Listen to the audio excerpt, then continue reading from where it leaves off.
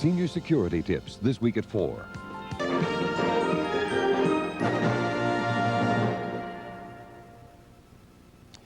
Now, a $4 billion weapons system that may be a colossal failure. It's a gun mounted on top of a tank. And like all of our weapons systems, you and I are paying for it. And what makes this gun so special is that it doesn't seem to work. Over the past year, Geraldo Rivera has been investigating this weapon, and there are some hard questions that need to be answered. If we go into combat against the Soviet Union, there will be a very significant air threat, both from fixed-wing aircraft or from helicopters. Those aircraft would be coming in and delivering guns, gunfire, napalm, rockets, or the helicopters might be standing off and delivering anti-tank precision munitions. This is the nature of warfare these days. We need a defense against that, and the Division Air Defense Gun is the answer to that need. But is it really? This report will not question the need for improved anti-aircraft protection for our frontline troops and tanks in battle. What it does question, though, is whether or not this specific weapon system, for which we have already paid over $1 billion tax dollars, really works. Built by Ford Aerospace, it's designated the Division Air Defense Gun, or DIVAD by its initials. The Army calls it the Sergeant York, but unlike the World War I hero for whom the system is named, there is real doubt about whether or not this gun can shoot straight. In an era of high-tech warfare, enemy troops using rifles and machine guns taught our side a bitter lesson in Vietnam about the effectiveness of gunfire against helicopters and fixed-wing planes. The Viet Cong shot down more than 4,000 of our aircraft in South Vietnam alone. And even today, in Afghanistan, resistance forces using similar unsophisticated weapons have had some success in downing heavily armed Russian choppers. Up until now, our principal anti-aircraft mobile gun has been the Vulcan. First deployed about 20 years ago, it's now considered obsolete because of its relatively short range and lack of sophisticated radar and computer systems. Since the early 70s, our field commanders have wanted to replace it, and ironically got what they thought was a good idea from the Soviets. You know, in 1973, the Israelis captured a Soviet radar-controlled gun called the Shilka. It proved to be a poor weapon, not capable of hitting enemy aircraft, but our military was envious. 10 years later, it has produced a high-tech, armor-plated lemon of its own. Despite the fact that this Russian-made Shilka performed poorly. By 1975, the Army had begun an accelerated program to field a state-of-the-art mobile anti-aircraft gun system of its own. To do it and quickly, the Army decided on an innovative approach. For one thing, York would be built from existing components, already tried and tested. The chassis, for example, would come from old surplus M48 tanks, while the contractor would be expected to use existing guns, radar, and computers, all to save time in the procurement process. Major General James P. Maloney is the Army's top air defense officer and the man in charge of developing Sergeant York. We have saved about 5 years when you compare it with our average program, and that has saved perhaps $1 billion through this innovative concept. So General Maloney says that the Army has saved us both time and money by putting together existing components. Critics, however, charge that the product created is a kind of military Frankenstein. The parts all fit, but so far at least they just don't work right. The one thing the York gun has done effectively is generate controversy. Right from the original competition to see who'd win the $4 billion contract. Two giants went head-to-head. Both Ford Aerospace and General Dynamics constructed prototypes, test models, which then engaged in a shoot-off right here at Fort Bliss, Texas. Ford was selected. But even that decision has proven very controversial. According to documents provided 2020, admittedly by a source who works for a General Dynamics subcontractor, Ford did not really win the shoot-off. Example, the General Dynamics gun shot down 15 helicopters, while Ford's apparently managed just 8. General Dynamics shot down 4 fixed-wing aircraft in the test. Ford shot down only 1. But Ford got the contract. The reason? Ford had technically superior ammunition, so the Army testers decided to count its near misses as hits. On that basis, even though it had fewer actual direct hits, Ford won. One of the ways the Army was going to speed up and streamline the time it takes to get this weapon to our frontline troops was to go almost directly into production and then fix the inevitable problems that crop up with any new weapon system. Apparently, no one involved anticipated problems so varied and numerous they would give the Sergeant York a reputation roughly akin to that of an armored Etzel. The General Accounting Office had added that the gun has failed to meet requirements, in their words, quote, in mission performance, reliability, and survivability. Is this program problem-plagued? This program is problem-plagued in the press only. Both Ford and the Army tell us they believe Sergeant York has received a bad rap in the press, and that much of the congressional criticism is the result of unfair, inaccurate, or incomplete reporting by the media. Take, for example, the now famous Battle of the Latrine fan. Many of you have heard about the DIVAD's target acquisition, radar focusing on a latrine fan. A reporter from a defense publication called on the telephone and spoke with the public relations man of Ford Aerospace at the range. I'd asked the Ford marketing manager why the DIVAD was 6 months behind in delivery to the Army. He said the machine had picked up some false targets. I asked him to be more specific about the false targets, and he said that the gun had picked up signals from the rotating blades of an exhaust fan in a bathroom in a building about 100 yards off the test site. And the reporter said, what kind of a fan? And the public relations man said, well, you know, like a bathroom fan. And then he could have bitten his tongue.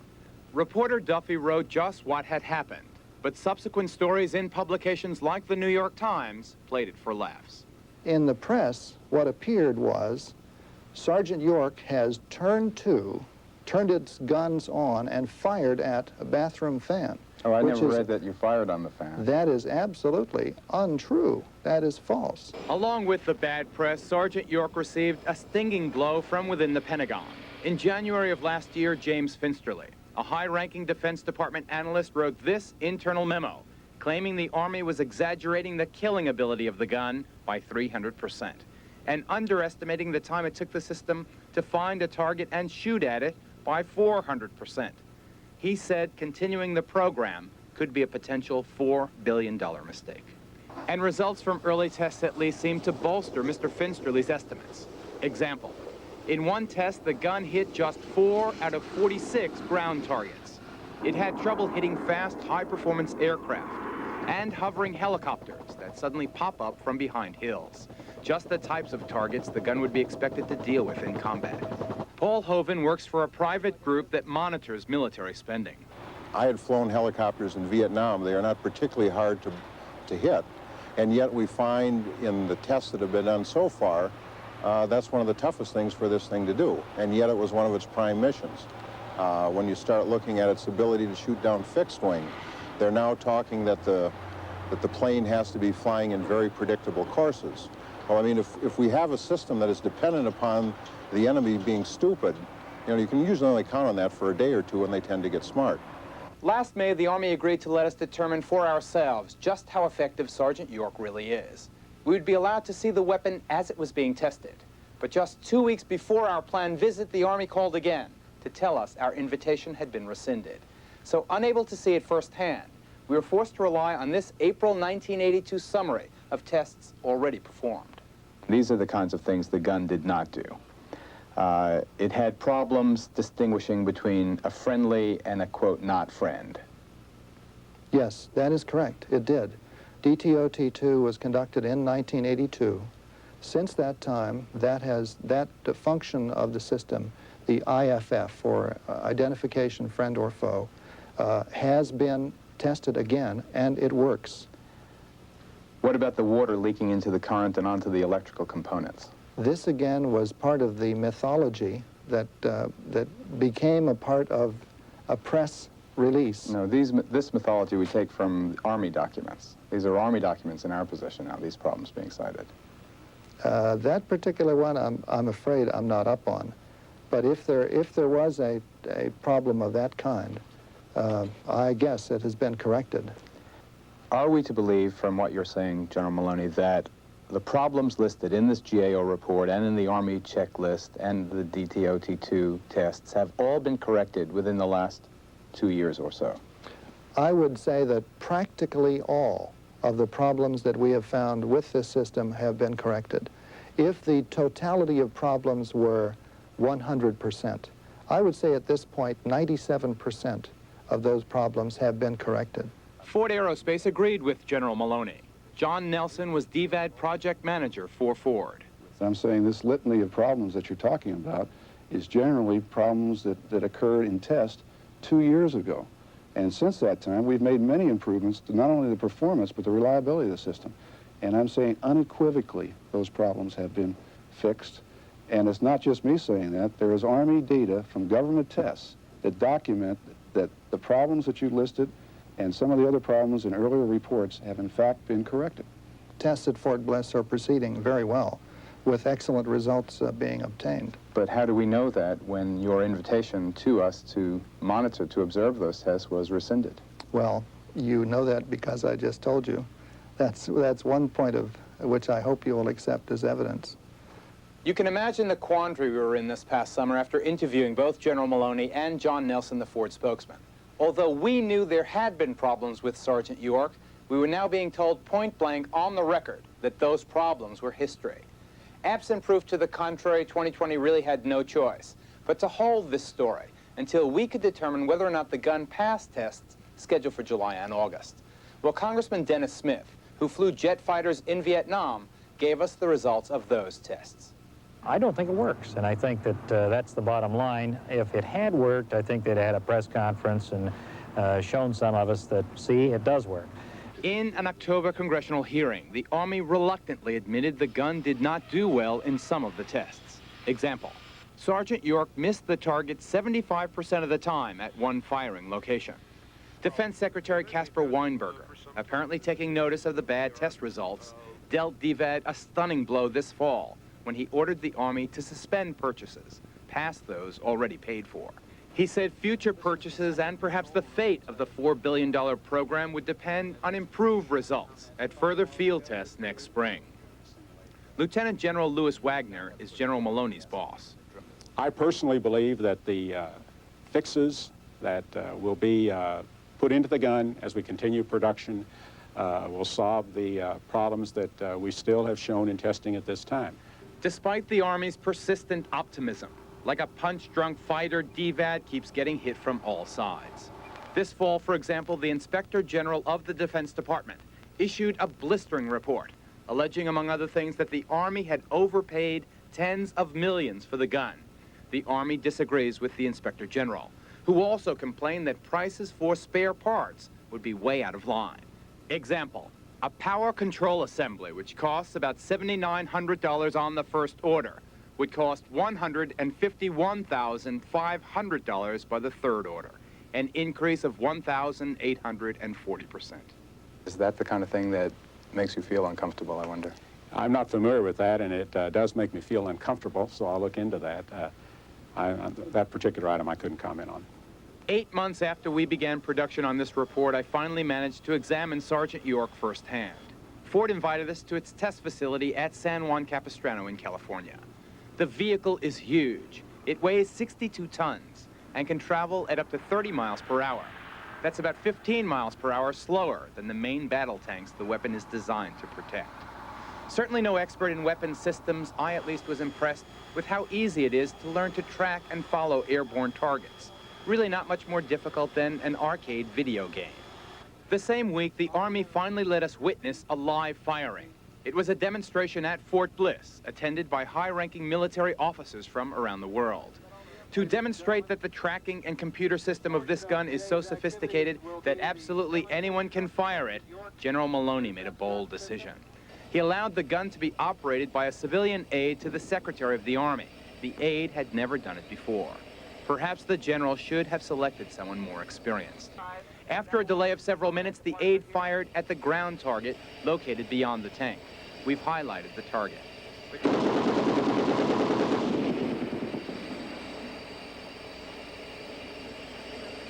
And apparently missed. A few minutes later, he fired again.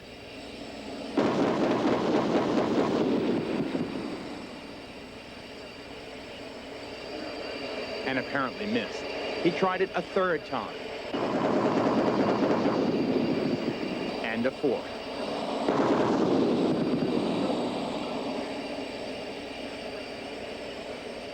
Then it was time for the main event, an airborne target on the first burst.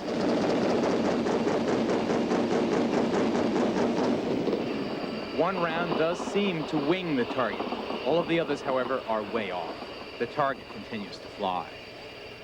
He fired another burst. Even further off. Finally, with the target at fairly close range, a hit.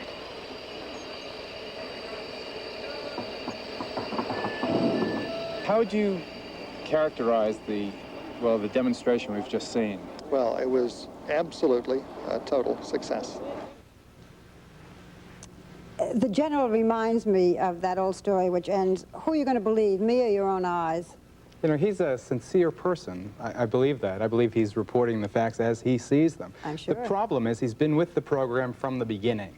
And in a very real way, the future of the Sergeant York gun and General Maloney are interconnected. Mm-hmm. So, you know, he sees it the way he wants to see it, not necessarily the way we, looking at it from the outside, would view it. Geraldo, isn't this a prime example of a weapon that could be cut from the defense budget and save a tremendous amount of money? Because the performance of the gun is at this point so controversial, some would say dubious, some critics say that this is the litmus test for the president and for Secretary Weinberger. If they're going to show that they're serious about defense cuts, cut this. Yeah. We need air defense. We don't need a gun that doesn't work. Thank you, Geraldo. Well, next up on our broadcast, if your daughter were living in Iran right now, how would you feel about it?